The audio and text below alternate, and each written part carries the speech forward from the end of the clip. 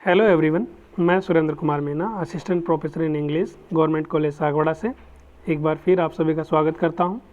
पिछले वीडियो में हमने डिटर्मिनर्स में आर्टिकल्स ए, एन और दी का प्रयोग सीखा और आज इस टॉपिक को आगे बढ़ाते हुए हम सीखेंगे पजेसिव डिटर्मिनर्स, क्वांटिफायर्स और बाकी अन्य प्रकार के डिटर्मिनर्स के बारे में।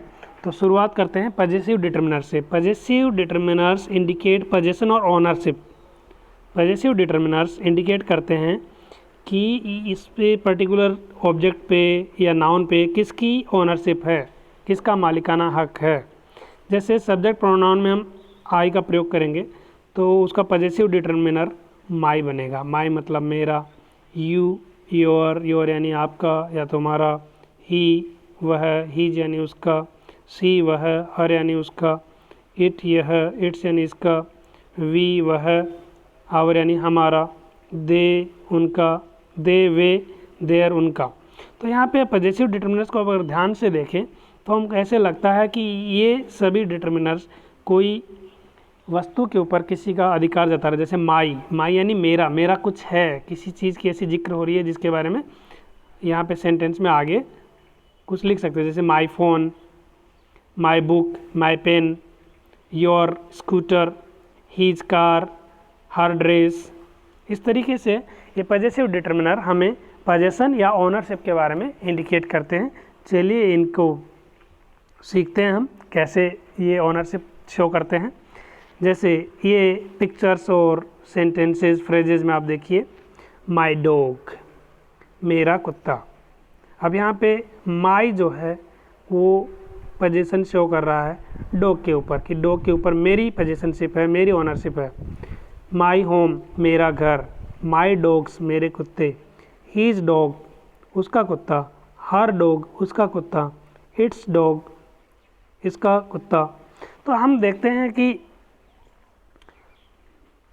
यहाँ पे जो जितने भी पजेसिव डिटर्मिनर्स हैं वो सारे के सारे पजेसिव डिटर्मिनर्स हमें एक ओनरशिप की ओर इंडिकेट कर रहे हैं, मालिकाना हक इसके ज़रिए हम जताते हैं। तो जितने भी पजेसिव डिटर्मिनर्स हैं उनको हम जैसा कि पिछली स्लाइड में हमने देखा सब्जेक्ट प्रोनाउन से कैसे हम पजेसिव डिटर्मिनर बनाते हैं। जैसे आई, मैं मतलब मैं के लिए मेरा हो जाएगा, यू के लिए तुम्हारा, योर हो जाएगा, ही के लिए ही अगर मेल है तो हीज हो जाएगा, सी फीमेल इसके लिए her, it its, we our, they their. तो इस तरीके से हम किसी भी सब्जेक्ट प्रोनाउन के लिए पजेसिव डिटर्मिनर का प्रयोग करते हुए किसी चीज़ का जिक्र, किसी नाउन का जिक्र कर सकते हैं। तो ये बहुत इजी है समझने के लिए और आपको समझ में आ भी गया होगा। अब हम आगे बढ़ते हैं डिमॉन्स्ट्रेटिव डिटर्मिनर्स के बारे में। ये डिमॉन्स्ट्रेटिव डिटर्मिनर्स, इनकी संख्या 4 है, दिस, दैट, दीज, दोज।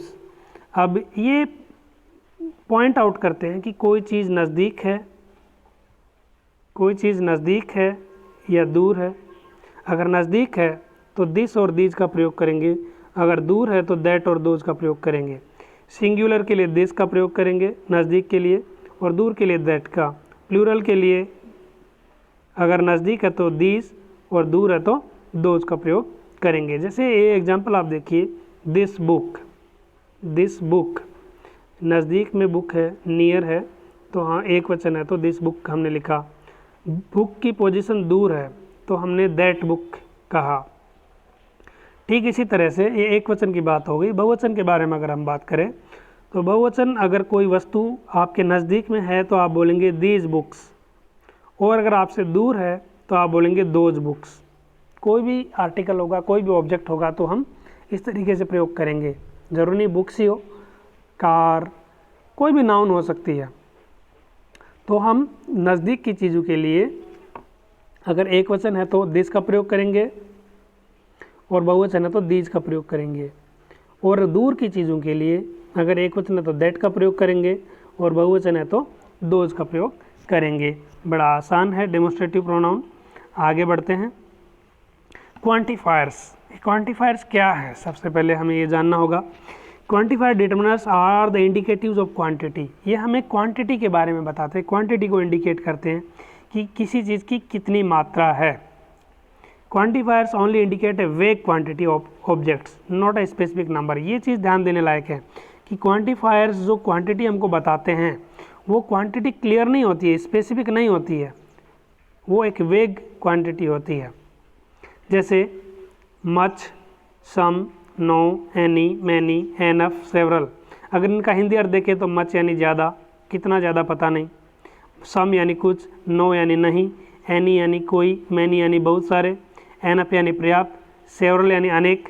तो इस तरीके से ये जो मीनिंग आ रही है वो मीनिंग क्लियर नहीं है, स्पेसिफिक नहीं है, एक वेग मीनिंग हमको पता चलती है इनके माध्यम से। एग्जाम्पल से एक चीज़ें क्लियर होंगी। All students can not be taught in the same manner. सभी स्टूडेंट्स को हम एक तरीके से नहीं पढ़ा सकते। There is still some milk in the jug. Jug में अभी भी थोड़ा कुछ मिल्क है, कुछ दूध है। I don't need any help. मुझे कोई हेल्प की ज़रूरत नहीं है। I have no idea what he is referring to. वो किस बारे में बात कर रहा, मुझे कोई आइडिया नहीं है। Many people don't believe in horoscope. बहुत सारे लोग हॉरोस्कोप में बिलीव नहीं करते। अब सभी सेंटेंसेज में आपने देखा कि जो येलो कलर से जो इटैलिक वर्ड है वो डिटर्मिनर्स हैं, क्वांटिफायर्स हैं। ये एक क्वांटिटी को बता रहे हैं, लेकिन वो क्वांटिटी फिक्स नहीं है, स्पेसिफिक नहीं है। स्टूडेंट्स की संख्या कितनी भी हो सकती है, हम दावा नहीं कर सकते कि वो 100 स्टूडेंट्स हैं या 1000 है या 1 है।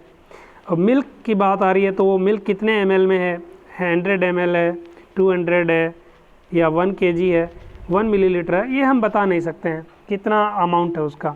तो ये जो क्वांटिटी हमको क्वांटिफायर से पता चलती है वो एक वेग क्वांटिटी होती है, स्पेसिफिक क्वांटिटी नहीं होती है। तो ये क्वांटिफायर्स का प्रयोग कैसे किया जाता है हम आगे बढ़ते हैं और बाकी की स्लाइड्स में हम इसको सीखते हैं। सबसे पहले सम और एनी का प्रयोग सीखते हैं।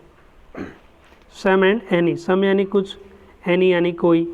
सम का प्रयोग देखिए। Some is used in affirmative sentences. सकारात्मक वाक्यों में हम सम का प्रयोग करते हैं। With uncountable and plural countable nouns. Uncountable noun के साथ करते हैं या फिर काउंटेबल नाउन होगी तो प्लूरल होगी। एग्जाम्पल आप देखिए। You are thirsty, would you like some cold water. तुम प्यासे हो, क्या तुम थोड़ा शीतल जल पियोगे, ठंडा पानी पियोगे। आप यहाँ पे कोल्ड वाटर से पहले हमने सम का प्रयोग किया, तो यहाँ पे सेंटेंस अफर्मेटिव है और ये जो नाउन है वो अनकाउंटेबल है। वाटर अनकाउंटेबल नाउन है, इससे पहले हमने सम का प्रयोग किया।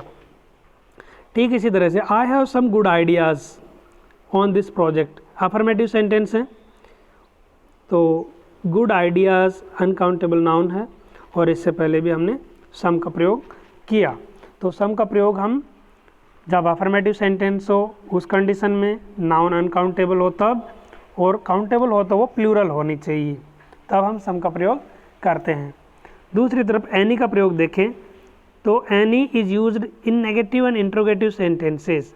नकारात्मक और प्रश्नवाचक वाक्यों में इसका प्रयोग किया जाता है। अच्छा, आपने देखा होगा कि यहाँ पे हमने सम का प्रयोग भी प्रश्नवाचक वाक्य में किया है। तो आप एक चीज़ का ध्यान रखें कि प्रश्नवाचक वाक्य में जहाँ कहीं भी सम का प्रयोग हुआ है तो आप ये मान के चलो कि वहाँ पे आंसर यस की पॉसिबिलिटी पूरी है, नो की पॉसिबिलिटी न के बराबर है। तो जब आंसर प्रश्नवाचक वाक्य है और उस प्रश्न का जवाब यस में होने के पूरे चांसेस हैं, तब आप सम का प्रयोग कर सकते हैं।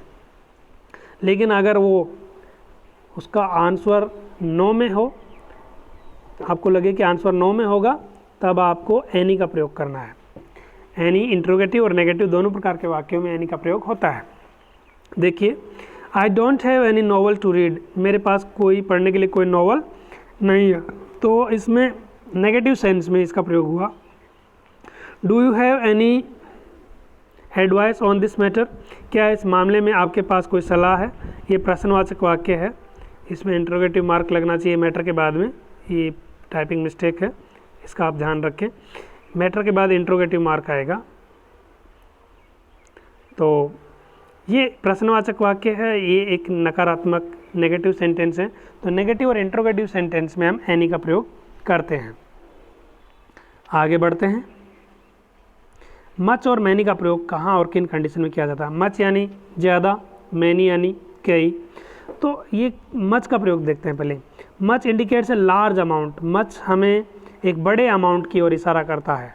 बड़ी मात्रा में कोई चीज़ है तो हम मच का प्रयोग करेंगे। But it is uncountable. इसको हम काउंट नहीं कर सकते हैं। अगर काउंटेबल होगी तो मच नहीं आएगा, मैनी आ जाएगा। जैसे how much money do you have. आपके पास कितना पैसा है। How much time do you spend in your office, तो यहाँ पे अनकाउंटेबल नाउन है मनी और टाइम, इसलिए यहाँ पे मच आया। अब मैनी की बात आती है। Many indicates a large number, much indicates large amount और मैनी इंडिकेट्स लार्ज नंबर। ये बेसिक डिफरेंस है दोनों में। It is used only with countable nouns, ये काउंटेबल नाउन के साथ में यूज होता है। जैसे आई नो मैनी अमेरिकन्स, मैं बहुत सारे अमेरिकन्स को जानता हूँ। I have non her for many years, मैं उसको कई वर्षों से जानता हूँ। अब यहाँ पे ईयर्स भी काउंटेबल नाउन है और अमेरिकन्स भी काउंटेबल नाउन है, इसलिए हमने यहाँ पे मैनी का प्रयोग किया। Note, we can use a lots of in place of much और many in an informal way. एक अनौपचारिक तरीके से हम मच और मैनी की जगह पे अ लॉट ऑफ या लॉट्स ऑफ भी प्रयोग में ला सकते हैं। जैसे एग्जांपल पे you have a lot of time to do it, ये करने के लिए तुम्हारे पास बहुत समय है, तो मच की जगह पे हमने अ लॉट ऑफ का प्रयोग कर दिया। Lots of people are still superstitious, यहाँ पर भी हमने लॉट्स ऑफ पीपल जो यूज़ किया वो मैनी की जगह पे, लॉट्स ऑफ हमने मैनी की जगह पे प्रयोग किया। तो हम इनफॉर्मल वे में मैनी और मच की जगह पे प्रयोग करते हैं लॉट्स ऑफ या अ लॉट ऑफ का।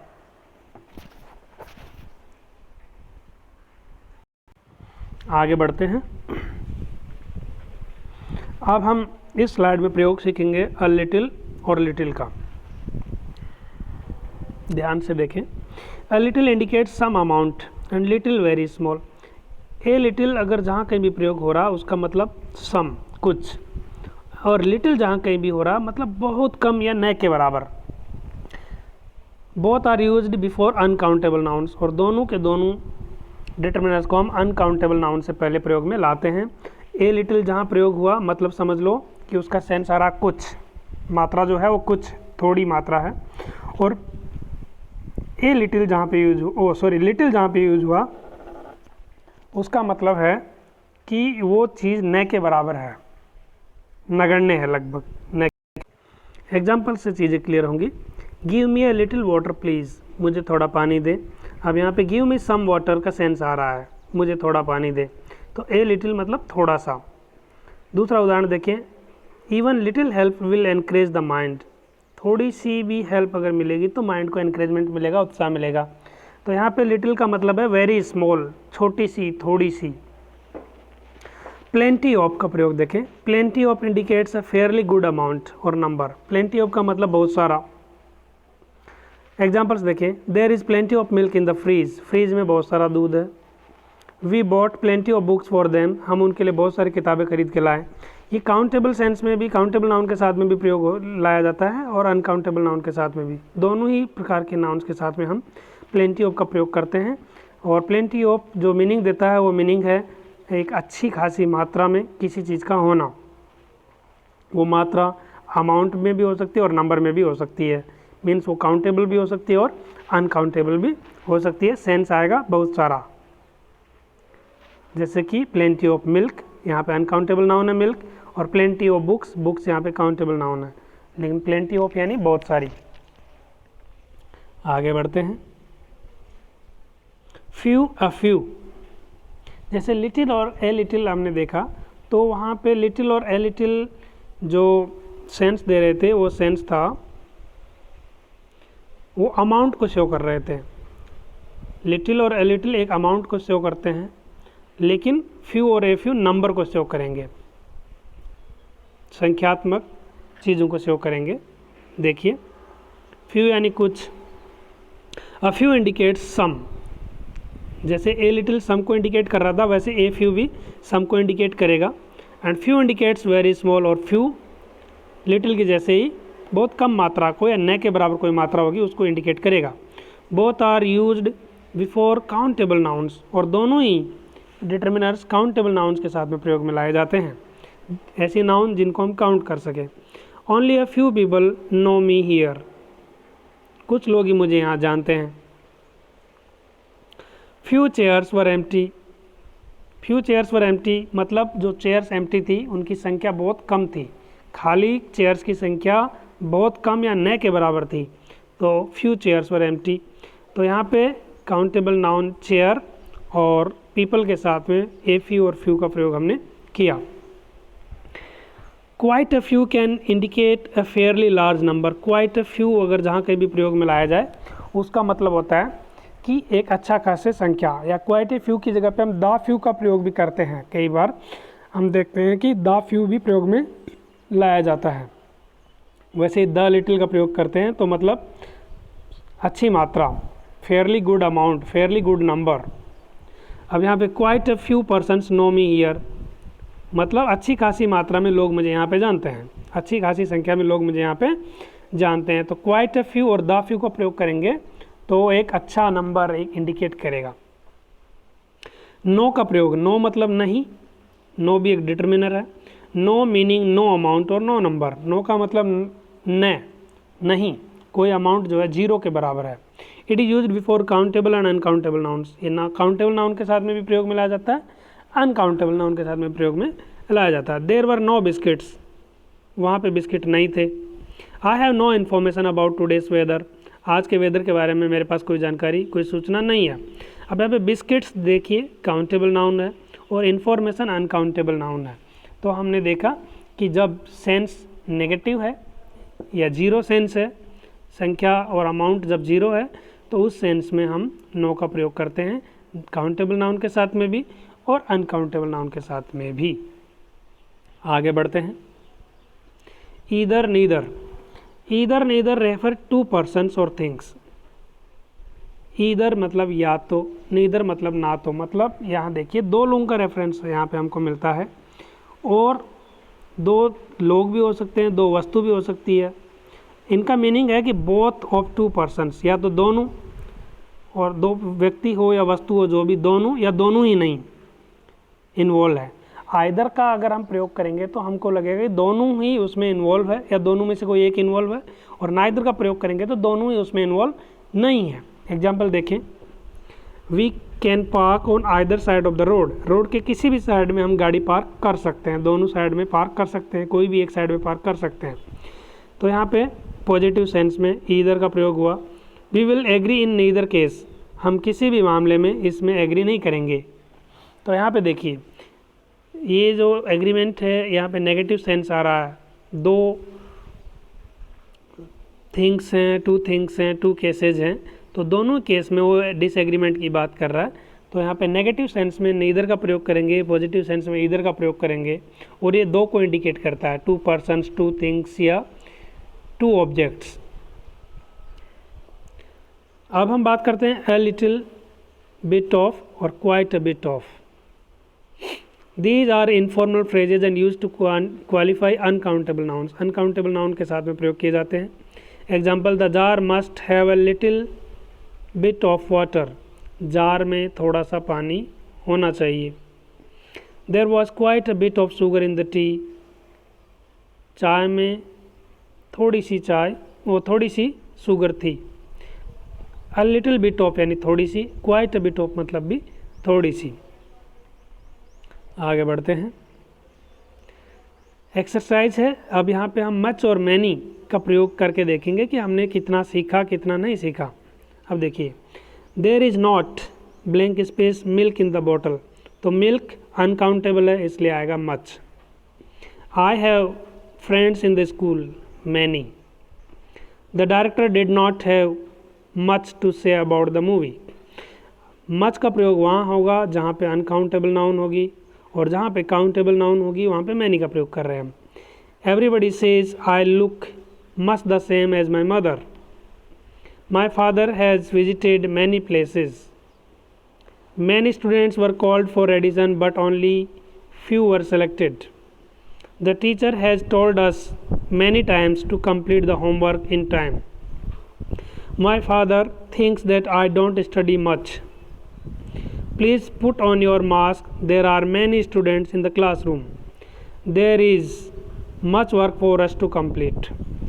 अब हमने प्रयोग सीखा मच और मैनी का। इस तरीके से हम बाकी जो डिटर्मिनर्स हमने पढ़े हैं उनका प्रयोग भी हम इस तरीके से एक्सरसाइज में सीख सकते हैं और अपने आप को एनालिसिस कर सकते हैं, एग्जामिन कर सकते हैं, असेस कर सकते हैं कि हमने जो कुछ पढ़ा उसमें हमने कितना सीखा। फिर भी अगर आपको पढ़ाए गए इस टॉपिक में कोई कन्फ्यूज़न हो, कोई क्वेश्चन हो, कोई क्वेरी हो, तो आप कमेंट बॉक्स में जा कर के पूछ सकते हैं। आपकी क्वेरी को ज़रूर सॉल्व किया जाएगा। और मुझे विश्वास है कि आज का ये लेक्चर आपको ज़रूर पसंद आया होगा।